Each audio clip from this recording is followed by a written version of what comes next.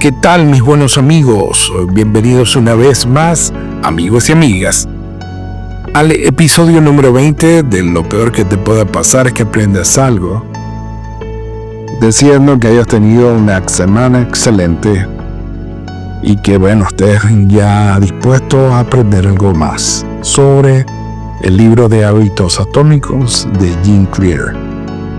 Y la semana pasada, haciendo un resumen de lo que conversamos, nos hacíamos la pregunta, o se hace la pregunta para el lector de cómo se aplican las enseñanzas de hábitos atómicos a los problemas de la vida real. Y resumía que de tres maneras se podían asociar o aplicar el libro. Y el primero era el crecimiento compuesto, que hablamos y desarrollamos ese punto, con que cada uno de tus pequeños actos contribuyen a la suma de un objetivo mayor. Esto me hacía recordar una fábula que escuché de un hombre que había construido un pequeño jardín que estaba rodeado de un camino, un largo camino, y tenía unas bancas donde la gente se podía sentar y contemplar el jardín. Había hecho una fuente y todo esto lo había hecho de piedras. Y lo curioso era que las piedras eran muy pequeñas. Entonces, cuando se le preguntó cuánto tiempo tenía que había creado ese jardín, hablaba de que había tenido mucho tiempo porque, por supuesto, al unir esas pequeñas piedras,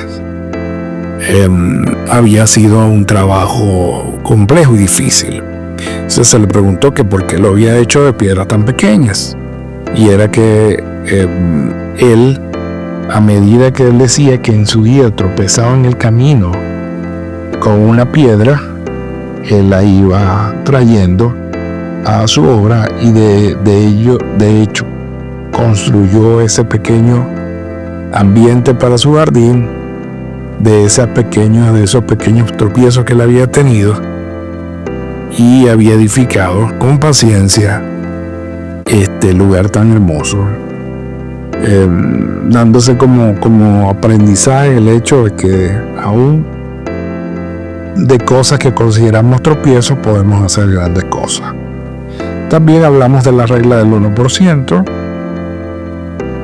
y la reflexión era que si podíamos hacer algo de 1% cada día, como lo expresó el presidente Elder John en el discurso, con el tiempo esos pequeños avances podían sumarse significativamente y se iban a convertir en grandes pasos.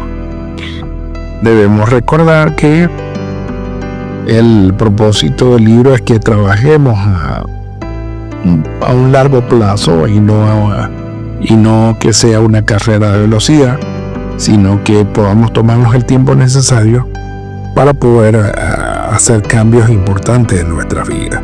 Pero si nos trazamos pensando el 1%, podemos generar grandes cambios en la distancia, en el tiempo. Podemos generar cambios. Ahí ya tendremos que entonces comenzar a trabajar la paciencia, porque la paciencia es algo que no se logra de la noche a la mañana. Y el Elder Udof en una oportunidad habló de que, hablando de su tema de aviones que le fascinaba, él decía que hubo un accidente en una oportunidad donde el descuido de los tripulantes fue el girar 1 grado el curso del avión, y llegó a que el avión se estrellara, porque para el curso solamente de 1 grado, la desviación de 1 grado para él era alejarse completamente del lugar donde tenían que llegar y poner en riesgo la vida de los pasajeros. Entonces, así como tiene un efecto negativo que en este caso fue un efecto negativo, también tiene un real efecto positivo en nuestra vida. Y también hablamos en cuanto a la tercera aplicación, que es hablar del diseño del entorno. Y el diseño del entorno es en relación a que si nosotros, por supuesto, nos rodeamos de vegetales y de frutas, por ese ejemplo, en el caso de alimentación, si nosotros nos rodeamos de alimentos y frutas, vamos a tener más oportunidad de comer sanos que de comer cosas que no nos ayuden. Y él decía que en muchas ocasiones, si nosotros trazamos en otro ámbito el deseo de leer un libro, por ejemplo, que se lo recomiendo ampliamente, porque he escuchado a grandes conocedores que es importante el que podamos escuchar audiolibros, el que podamos ver algunas cosas por internet, por YouTube. Sin embargo, no podemos dejar de tener esa parte del papel, del físico. Entonces, por supuesto, si yo quiero leer un libro, si lo coloco más cerca, por lo menos en la cabecera de mi cama, por supuesto, cuando me despierto o cuando tenga algún tiempo de ocio, voy a tener la opción de poder leer ese libro. Y igual, si quiero hacer ejercicio, entonces colocar los zapatos deportivos en el camino para que, si es posible, me tropiece con ellos. Pero eso es lo que tenemos que hacer que nuestro entorno sea bien, sea diseñado para poder alcanzar el objetivo, la meta que tenemos. Difícilmente, como le dije, también va en función de lo malo. Si yo soy una persona que tiene algún vicio como el alcohol, no me va a ayudar a meterme en el entorno donde hay personas que estén consumiendo alcohol, o no sé, ir a tener alguna reunión en un lugar donde venden alcohol, porque sé que estoy propenso a caer y por supuesto a perder la meta que me he trazado. Otra de las cosas que decía el libro dice: planifica tu entorno para guiar tus tendencias hacia hábitos positivos, y por supuesto vas a tener más probabilidad de alcanzar los objetivos. Éramos parte de lo que estábamos conversando en ese diseño de entorno. Sin embargo, él dice: primero debes hacer el apilamiento de hábitos.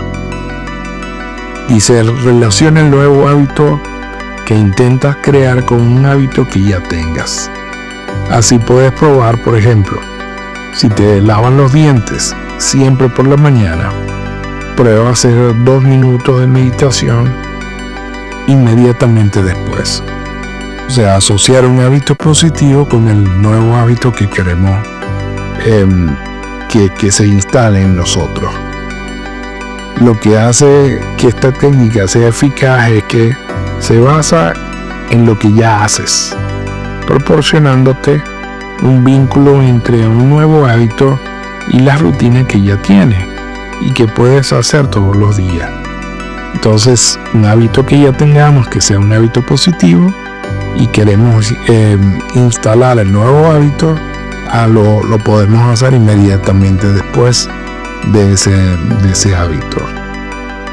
Por lo menos en el que hemos conversado antes también sobre el tema de la meditación, cómo ayuda la meditación en nuestras vidas, y lo valioso que está comprobado científicamente el efecto que tiene en nuestras vidas. Bueno, sería un buen hábito, sobre todo en este tiempo que nos manejamos con tanta ansiedad, que cada día el mundo parece que está más loco, más perdido.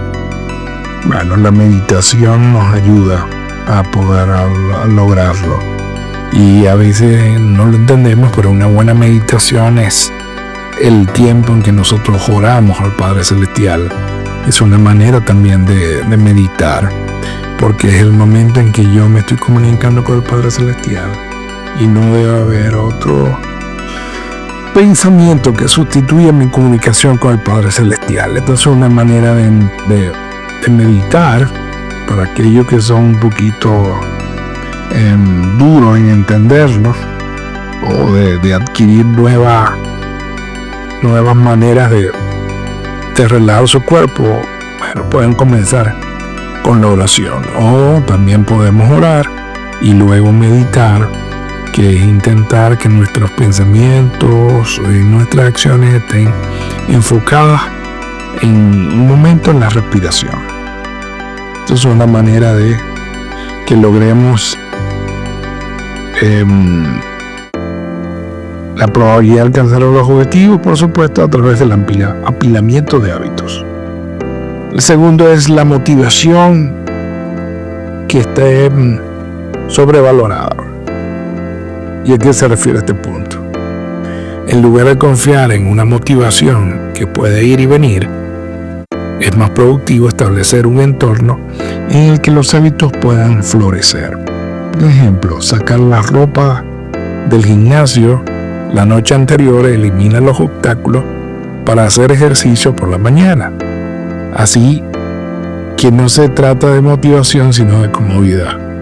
Y este punto me toca en lo especial porque, por lo menos María Celeste, mi esposa, me enseñó a mis hijos que cuando nosotros teníamos alguna actividad en la que teníamos que ir muy temprano, en lugar de colocar la ropa en su cuarto, ellos se la colocaban en la sala. ¿Por qué? Porque colocarla en la sala ya tenían visiblemente qué era lo que iban a usar, ya no les iba a faltar nada, y al salir del cuarto ya estaban como que activos. Al vestirse en la sala ya estaban activos para desconectarse de esa noche de sueño o de la flojera de no quererse levantar, porque ya ellos tenían todo ahí listo. Y al salir del cuarto, por supuesto, había la desconexión con el lugar en el que nosotros no dormimos, pues. Inclusive una de las invitaciones que hacen los expertos, creo que Jim Clear también lo comentó, era que nosotros debíamos, por lo menos en el cuarto, si tenemos algunos trastornos de sueño, lo que debíamos era solamente tener la cama en el cuarto y no el televisor. Dejar el celular fuera del cuarto también ayuda, por lo menos porque no estamos viendo la pantalla azul, que también nos activa una parte del cerebro que nos pone en alerta. Entonces esa parte de la recomendación era que las cosas no se asociaran. O sea, si mi cama es para dormir, es para dormir. Si mi cuarto es el lugar donde yo voy a relajarme, a estar tranquilo, entonces no debe haber algo allí que rompa ese patrón en mi cabeza de que ese es el lugar de descanso. ¿Qué hacemos muchas veces? Compramos televisores grandes, tenemos equipos de sonido, no nos vamos a dormir si no le echamos el último ojo al teléfono, y por supuesto la mente, el cuerpo no están preparados para descansar, porque los tenemos todavía en alerta. Igual que si por supuesto el cuarto tiene una cortina que no hacen que se oscurezca, difícilmente vamos a poder también descansar. Por lo menos nosotros acá en Estados Unidos tenemos las estaciones, y en el tiempo de cuando llega la estación de invierno, fabuloso, ya a las 5 de la tarde, más bien es deprimente, pero antes de las 5 de la tarde ya está de noche, y es como les dije, a veces es hasta deprimente porque el día, la luz solar se te acaba, y bueno, ya sientes que el cuerpo lo que está diciendo es que ya debe estar en casa y ya debe descansar. Sin embargo, cuando llega ya la primavera, el sol comienza a ocultarse a 8:30 más o menos, y entonces necesitamos tener cortinas, porque si queremos dormir temprano, los que nos levantamos bien temprano, Si el sol está radiante afuera, difícilmente nosotros vamos a poder alcanzar. Entonces, esto es importante también para poder alcanzar o preparar el entorno para que podamos hacer el hábito o podamos tener un sistema que nos ayude a mejorar en algún hábito de nuestra vida. El tercero es la regla de los 2 minutos. Y dice, la forma más fácil de iniciar un nuevo hábito es realizar la menor acción posible durante un máximo de 2 minutos. ¿Quieres cultivar un hábito de lectura? Empieza leyendo 1 o 2 páginas cada noche. Utilizar esta técnica nos permite superar la procrastinación y la impotencia con esas muy pequeñas y fáciles formas de realizar. Entonces, la regla de los 2 minutos es por lo menos 2 minutos comenzar a trabajar en función del hábito, y esto nos va a ayudar que a la larga, por supuesto, si multiplicamos esos 2 minutos por semana, vamos a poder haber alcanzado algo más en función a la meta o al hábito que tenemos trazado. Cuartos, debemos tener circuitos de retroalimentación. ¿Y qué es esto? El esfuerzo positivo es otra herramienta útil para fortalecer los hábitos.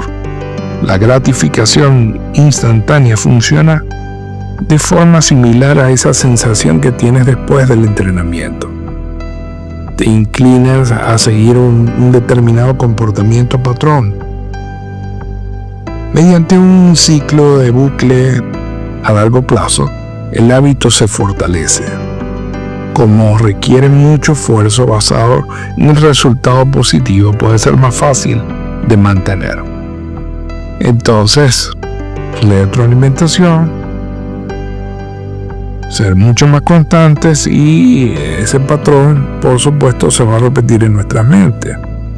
¿Cuántas cosas no hemos hecho en nuestras vidas que consideramos o que creíamos que no se podían lograr? Y esto va en función de cuántos hábitos, cuántas cosas se nos han dicho que no podemos hacer y las hemos alcanzado. Y se debe a este factor, que son los circuitos de retroalimentación. El papel de la comunidad también es importante para esto de los hábitos.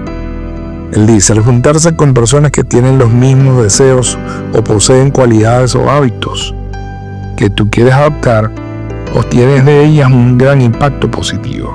Formar parte de una comunidad no solo tiene que ver con el grupo, sino también con el apoyo, la motivación y la responsabilidad que uno recibe. Esto contesta también el que comentaba en uno de los episodios pasados, de cuando hablamos del lobo, de ser un lobo solitario o ser un lobo de manada. Aquí refuerza esto de cómo nosotros, por supuesto, debemos formar parte de una manada y no ser un lobo solitario, y más cuando nos trazamos estas metas. Inclusive podemos considerar el hecho de que yo lo he comenzado a hacer, es notificar a la mayor cantidad de personas, por ejemplo, que estoy en función de alcanzar un logro, una meta, un hábito, crear un hábito, por lo menos en el tema de alimentación. Entonces ya la comunidad, que son las personas con las que me he rodeado, en su mayoría saben de que yo estoy evitando el azúcar. ¿Qué es lo que esperaría? Que no me ofrecieran azúcar, o cuando me ven consumiendo azúcar me digan, quizás me despierten una alerta de que, bueno, pero tú no tienes una meta. Y eso va a ser un sentido también de compromiso. A nivel, por supuesto, espiritual, si yo quiero mantenerme dentro del Evangelio de Cristo y de poder ser un discípulo, por supuesto que vale mucho la pena las personas con las que me voy a rodear, porque aún aprendiendo de las actitudes negativas que puedan tener esas personas, yo puedo fortalecerme espiritualmente, enfocándome en ser cada día mejor y cada día más cercano, a hacer más cercana mi relación con el Salvador.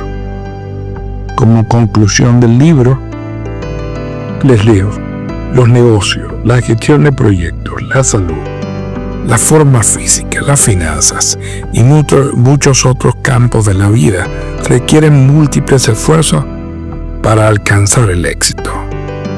Incluso cuando hacemos esos esfuerzos, algunos malos hábitos nos hacen retroceder y el éxito parece imposible. James Clear ha explicado cómo podemos convertir nuestros malos hábitos en buenos hábitos y cambiar nuestro estilo de vida. Nuestro resumen de hábitos atómicos trata de los factores claves de este libro.